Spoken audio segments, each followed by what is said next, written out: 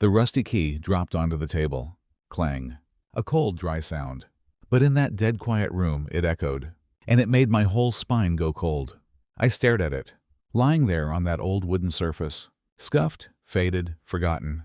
It looked just like me, like someone they left behind, someone who never really belonged. Then all eyes turned my way. Silence. And suddenly, laughter. Sharp. Cruel. Daniel leaned back in his chair, tapped the table with his Rolex hand, smirked. Figures, Joseph. You never could hold on to anything, except a rusty old key. My hand tightened. The chill of the metal crawled down my back. There was a note, still clutched in my fingers, written in Mom's tilted handwriting. If you still remember the cabin in the suburbs, go back there. The cabin. Flashes of childhood. Hiding from the fights. Locking the door so Daniel couldn't steal my favorite toy. And this key, this very key, had once been mine. I couldn't breathe for a moment. Why me? Why now? The room buzzed. Whispers. Nods. Smirks. Like they all knew the script. Like I was never meant to get anything, except a piece of rust. I wanted to throw it. Get up. Walk out of that suffocating room. Forget their faces, their pity, their contempt. But I didn't. I couldn't. My hand held on. And I didn't know why. Only that if I let go, something in me would break too. I took a deep breath. It stuck halfway up my throat. Mom left them the empire, the company, the properties, the money. She left me this. Just a key. Was it a message? Or one final joke? I looked down at it. Small. Rusted. Heavy. And I didn't know then that the sound it made, that hollow, lonely clang, wasn't just the end of something. It was the start. A door had opened, and what waited behind it was a truth I never saw coming. My name is Joseph. I'm 40, a construction worker. My life fits into a few simple things. A dented hard hat, a pair of old cement-covered boots, and a small apartment tucked inside a run-down complex on the edge of town. I wake up each morning, not to an alarm, but to the screech of old pipes. Breakfast? A cold cup of coffee, and a stale piece of bread I grabbed the night before. On my tiny kitchen counter, there's always a plastic box, filled with screws, springs, broken keys that open nothing. I don't know why I keep them. Maybe because they remind me of me. Things that look useless, but I can't bring myself to throw away. My days start on the job site. I mix cement, lift bricks, set up scaffolding. The sun burns overhead. Sweat mixes with concrete dust. But I don't complain. Never did. They call me Quiet Joe. The nice guy. I do my part, take my paycheck, go home. But at night, that's when the emptiness really sets in. I turn on the TV, just for the noise. Anything to drown out the silence. But the silence inside me, that stays. On my shelf, there's still a photo frame. Me, my ex-wife, and our daughter. Back when we were happy. She's smiling, holding my hand so tight. 7 years ago, they left. She needed someone who could give them more. I wasn't that someone. I don't blame her. But every night, when I look at that picture, something clenches in my chest. Before bed, I find myself spinning my old wedding ring, just sitting there on the nightstand. A habit I never meant to keep. Losing them, that left a scar. But the real wound, that came from the family I was born into. My mother, Evelyn. Everyone in Rock Springs knew her name. She built a real estate empire from nothing, turned it into a multi-million-dollar dynasty. They called her the Queen of Rock Springs. Smart, tough, unstoppable. To the world, she was a legend. To me, she was like a statue, close enough to see, too far to touch. I was the youngest. My brother Daniel, he was the golden child. Just like her, sharp, ambitious, brilliant. He earned scholarships, became a CEO before 30. At every party, every event, her eyes searched for him. Me? I was just the shadow behind them both. I remember once, when I was 10, I had a high fever, laid up in the cabin out in the suburbs. Mom came in, put a cold towel on my head, whispered, "Sleep, my boy." For a moment, I felt warmth. But half an hour later, her phone rang, and she left, off to another meeting. I lay there, half-conscious, watching the door close, feeling something empty settle in my chest. That moment never left me. Love, just barely within reach, then gone. I tried to earn her attention. Once I drew a picture of the cabin, where I thought we were happiest, placed it in front of her, hoping she'd smile. She glanced at it, folded it, and said, "Joseph, be more like your brother. Don't waste time on silly things like this." I stayed quiet. And after that, I stopped dreaming. At 17, I dropped out. At 18, I left home. No one stopped me. No calls. No questions. I knew then, to her, I was the disappointment. Daniel only kept rising. He stood beside her at every company celebration. Bright lights, applause. I watched from the sidelines, blending in with the workers. The gap between us, between me and her, just kept growing, until one day, I couldn't even tell if I still belonged. A few months ago, I got the call. She'd passed. Heart attack. I was on the job, standing in the rain. Dropped my shovel. Stood still. I thought I'd cry, but I didn't. I just felt empty. The funeral was grand. Black cars lined the street. Politicians, business moguls, cameras flashing. I pulled up in my old Honda Civic, paint chipped, engine wheezing. Parked it between a Mercedes and a Bentley. Inside, I sat in the back. Watched Daniel speak about a great mother who built a legacy. To them, she was power, pride. To me, she was the cold glance that folded my drawing and walked away. I planned to leave after the service, but the lawyer's assistant asked me to stay. For the will. I didn't expect much, but deep down, some small part of me still hoped that maybe, this time, she remembered me. Then they opened the envelope, and instead of an inheritance, a rusty key hit the table. Clang. Laughter circled the room. And suddenly, I thought of that plastic box in my apartment, full of broken things I couldn't throw away. I looked down at the key and saw myself in it. I held it tighter, heart sinking. I didn't know. Would this key lead me back to the cabin, back to whatever memories I had left? Or would it just bury me deeper than I already was? The clang of that key hitting the table, it still echoed in my head, even back in my apartment, even with the door shut tight. It just kept playing, dry, sharp, unrelenting. I laid the key on the kitchen counter. It rolled into my plastic box, the one filled with scraps. Broken screws, bent coins, old keys that opened nothing. I looked down at them, then caught my reflection in the window. And for a second, I shivered. I saw it clearly. All my life, I'd been just like those things. Left behind. Worn out. Never picked up. But never quite thrown away either. I picked up the key. Held it tight. Thought about hurling it into the trash. But my hand stopped halfway. And somewhere, faint in the back of my mind, her voice. If you still remember the cabin in the suburbs, go back there. The cabin. How long had it been since I even thought about it? Suddenly, the memories came flooding in. Summer afternoons on the porch. The smell of pine, cicadas buzzing, and Mom's shadow passing by the doorway. That night, I couldn't sleep. And when I did, I dreamed. I was running through the hallway of that house. Wood creaked under my feet. Sunlight spilled through the cracks in the boards. I reached for the door, but it wouldn't open. I looked down. The rusty key was in my hand. I turned it, and something cracked. Like a memory breaking open. I shot awake, shirt soaked in sweat. The sky outside was still dark. A cold wind slipped through the window frame. I grabbed my phone, typed in the cabin's address. It was still there, still on the map. Just a small dot outside Rock Springs, 45 minutes from the city. I sat in silence for a long time. Then something inside me shifted. I had to go back. The next morning, I drove my old Honda Civic out of town. The road stretched ahead, familiar, and yet it felt like someplace I'd never been. Autumn leaves swirled in the wind. The engine hummed, my chest heavy, like something, or someone, was pulling me back. And then I saw it. The cabin, peeking out from behind a row of trees. Run down, roof stained and sagging, cracked windows. Front door leaning.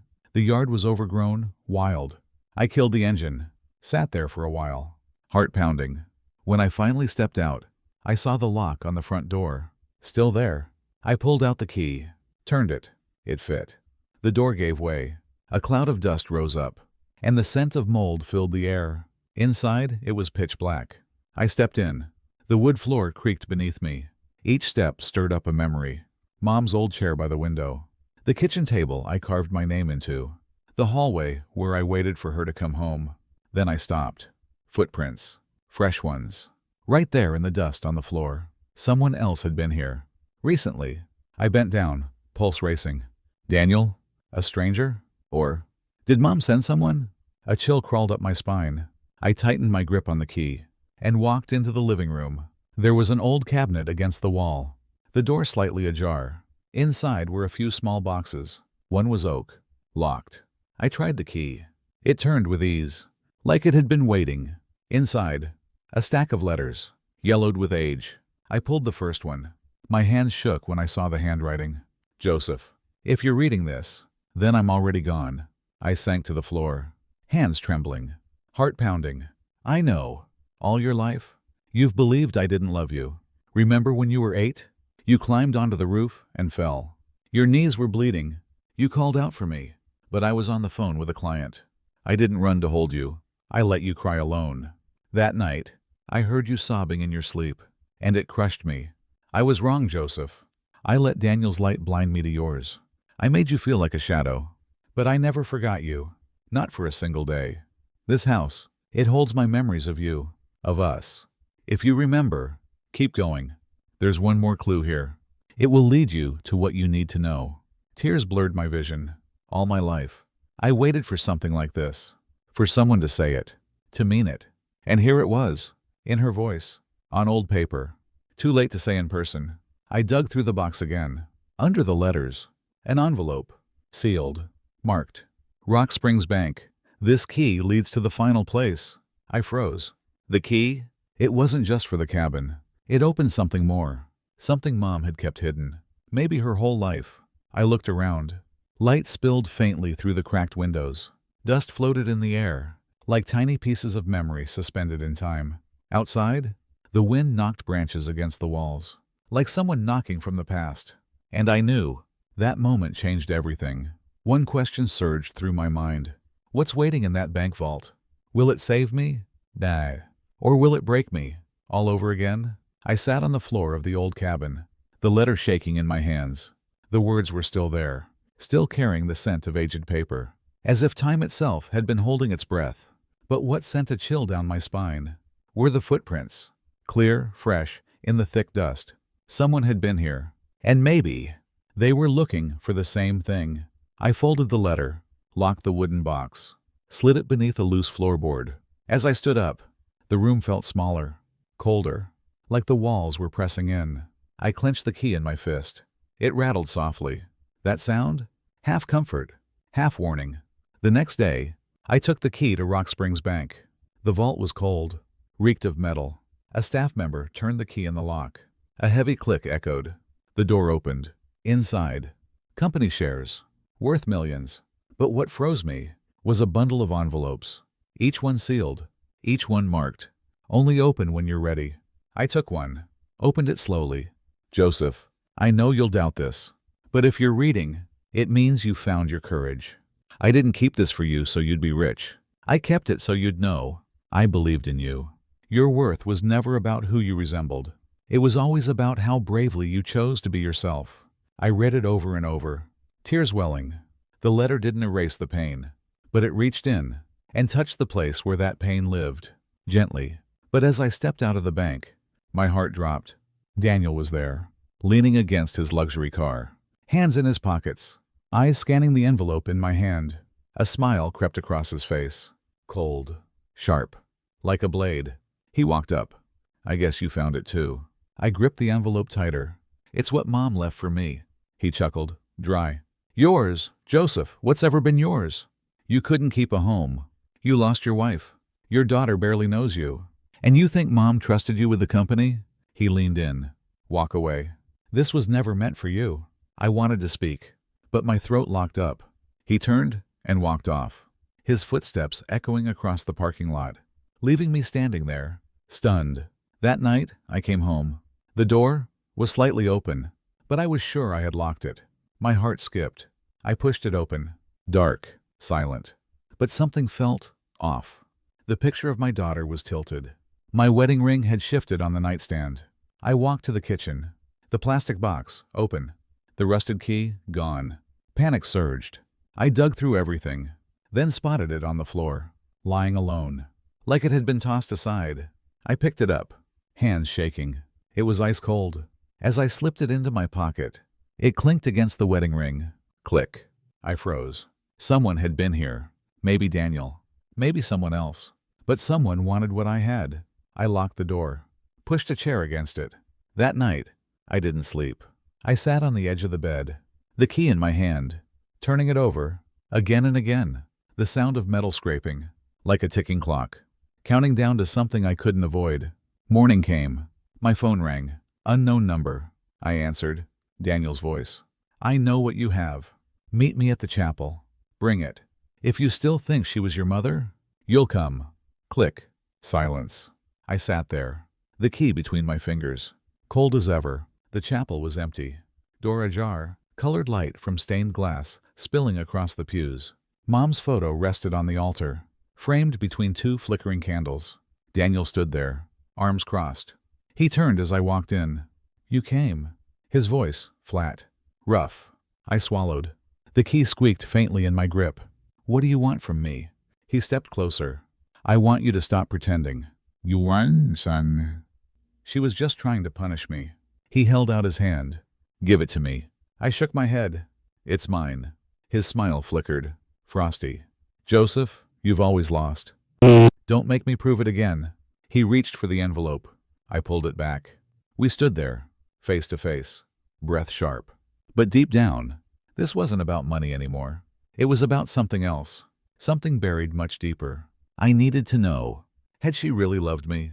The candlelight flickered, and in the photo, Mom's eyes seemed to stare right at us, unblinking. I let go. If money makes you feel like you've won, then take it. But the truth? It's not in that envelope. It's in her letters. And that, you'll never touch. He paused, just for a moment. Then he snatched the envelope, turned, and walked out. His footsteps faded into the distance, leaving me, alone. I looked at her photo, my voice barely a whisper. Mom, who do I trust now? That night, I returned to the cabin. Darkness swallowed everything. Only moonlight slipped through the broken window. I opened the wooden box, searched through the letters. One slipped out. Written on the front, Joseph, if you've made it this far, be careful. There are those who won't accept this truth. I collapsed onto the floor. That letter, it cut deeper than any wound. She knew. She saw this coming. All of it. I clenched the key. It rattled, trembled. In the silence, it echoed, as if the key itself was afraid. The cabin was still. I sat on the floor, notebook trembling in my hands. Under the weak beam of my flashlight, her handwriting came into focus, so familiar. It hurt to look at. Joseph, if you found this notebook, it means you've reached the end of the road I left for you. This is the truth I never had the courage to say out loud. I hesitated, heart pounding. I knew whatever came next would change everything. Suddenly, the door slammed open. Daniel burst in, face red, eyes burning. I know you're hiding something. Give it to me. He charged forward. I held the notebook tight, backed away. You don't want to read this, Daniel. Trust me. But he snatched it from my hands, breathing hard. All my life you've been in the way. Don't think you're taking what's mine. The notebook slipped from my grip, hit the floor. Daniel grabbed it, flipped it open. I tried to stop him, but he was already reading, out loud, his voice shaking. Daniel, my son, I'm sorry for the silence. You are not my blood. You are the child of your father, and another woman. I chose to raise you, to call you my son, to protect the family's name. But from that moment on, I pushed Joseph into the shadows. His voice cracked.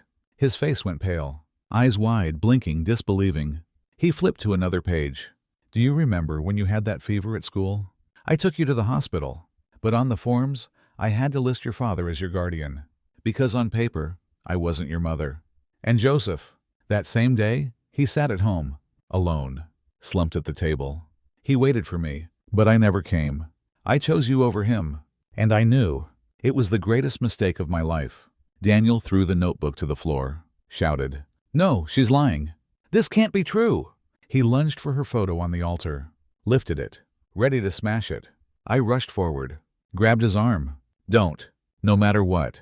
She still raised you as her son. You didn't lose her, Daniel. But his voice broke, raw, shaking. I lost everything. My whole life. I lived to make her proud. And now it means nothing if I wasn't her son. His arm trembled. The photo shook in his hand. For a second, I thought he'd shatter it. Shatter the past. I shouted. My voice cracked. You're still my brother, Daniel. Blood doesn't change that. But if you let this hate consume you, you'll lose more than the truth. He froze. His eyes, red, wet, full of rage. Then slowly, his hands lowered the photo. He placed it back on the altar. Then took a step back, stared at me, like I was someone he'd never seen before. His voice was hoarse. If this is true, then I've lived my whole life in a lie. I swallowed hard, still holding the key. Its metal scraped gently. Click, click. No, Daniel. You lived honestly. You made her proud, even if you didn't know the truth. You didn't do anything wrong. He exhaled, eyes distant, then turned and ran out of the cabin, his footsteps echoing, heavy, like the sound of fate slamming shut. I stood there, alone, the notebook still open on the floor, pages fluttering in the breeze, moonlight spilling across every trembling word. I picked it up, held it to my chest. The key was still in my hand, still rattling. But this time, it wasn't fear. It was something else. A quiet push, like the key was telling me, it's time to choose, to forgive, or to destroy everything. The cabin fell silent after Daniel left. I stayed there, motionless. The notebook still lay open on the floor. Its pages fluttered in the breeze, like whispers, like her voice. I read the final line again. Joseph, the truth isn't meant to divide. It's meant to heal. You have the power to keep it, or to break it. I just pray you're strong enough not to repeat my mistakes. I closed the notebook, slipped the key back into my pocket. It clicked softly, but this time, it didn't sound like fear. It sounded like a heartbeat, telling me, it's time to choose. The next morning, my phone rang. It was the law firm's secretary, her voice shaky. Mr. Daniel has called for an emergency board meeting. You should be there. I knew it then. The storm hadn't passed. It was just beginning. The boardroom gleamed under bright lights. A long, polished table. Serious faces turned toward me as I walked in. Daniel sat at the head, tie perfectly straight, but eyes sunken, face worn. He leaned forward, voice sharp. Ladies and gentlemen, Joseph has shown up with some documents supposedly tied to my mother's estate. But let's remember, who is he? A failure. A man abandoned by his wife, estranged from his daughter, an out-of-work construction worker. Murmurs rippled through the room. My chest tightened, but I stayed still. Daniel continued, his words slicing through clenched teeth. Do you really believe he can run this company? This company I've spent my life building? The company I made our mother proud with? He turned to me, his eyes piercing. Joseph, if you have any dignity left, say it now. Tell them you're walking away. The room went quiet. I stood. My legs shook, but not from fear, from the weight of knowing. I wasn't hiding anymore. Daniel's right. I've failed. I've been left behind, lived as a shadow, felt invisible. But those failures, they taught me something money never could. How to stand up again, even when everything's fallen apart. Every eye locked onto me. I looked straight at Daniel, my voice steady, measured. I'm not here to take this company from you.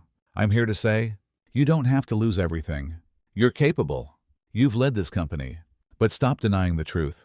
Don't let it become the hole that swallows us both.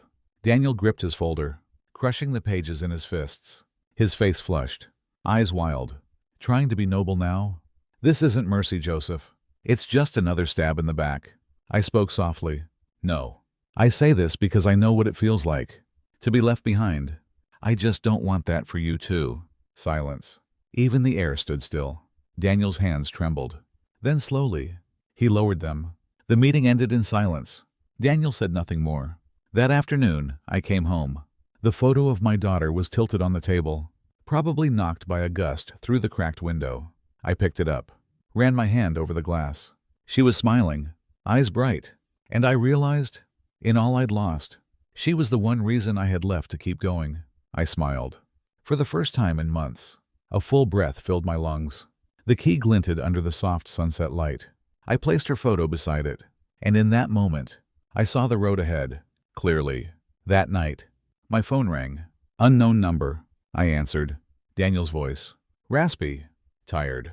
Joseph, I don't know who I am anymore. I said nothing. He kept going, voice cracking. All my life, I just wanted to make her proud. But now I wonder, Maybe she never saw me the way I needed. I feel like a shadow. Borrowed name. Borrowed love. I took a breath. Spoke gently. I know. I lived that way too. Silence. Then his voice, fragile. What? What are you going to do with what she left? I looked at the key. At the notebook. Bathed in soft lamplight. Like two pieces of a memory. I'll keep them. Not to prove I won.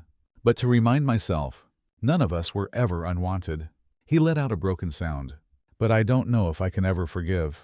I replied, slow, steady. You don't have to. Not yet.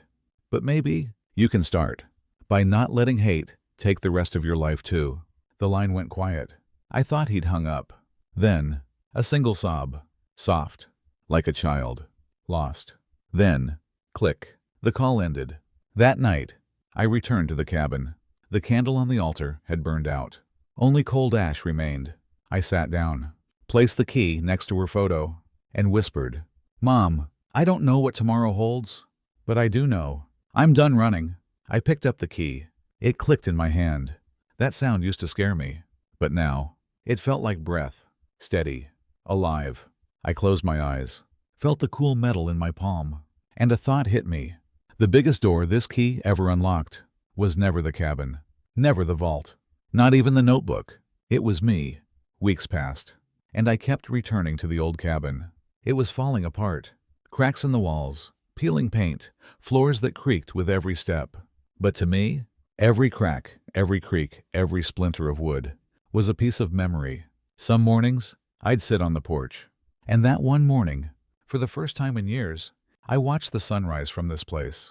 The light pushed through the trees, spilling into a house that had lived too long in shadows. Everything lit up. The dust, the decay, even the memories that used to choke me. Now they glowed.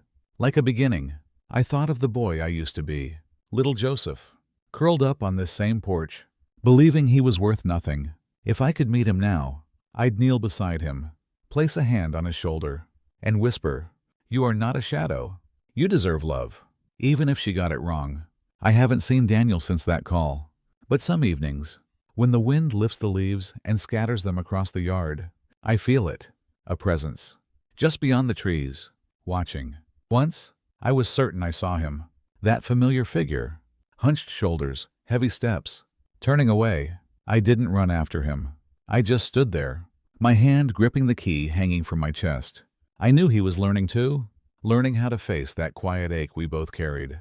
Maybe one day, we'll sit down again, not to argue, but to say it plainly. We were both victims of silence and lies. The rusted key stays with me now, always, hung from an old leather cord around my neck, cold, heavy, and strangely comforting. Every time I touch it, I remember the path, from forgotten to the man who dared to unlock the hardest door of all. It no longer opens a house, or a vault, or a box. It reminds me, there is no door scarier than the one inside yourself.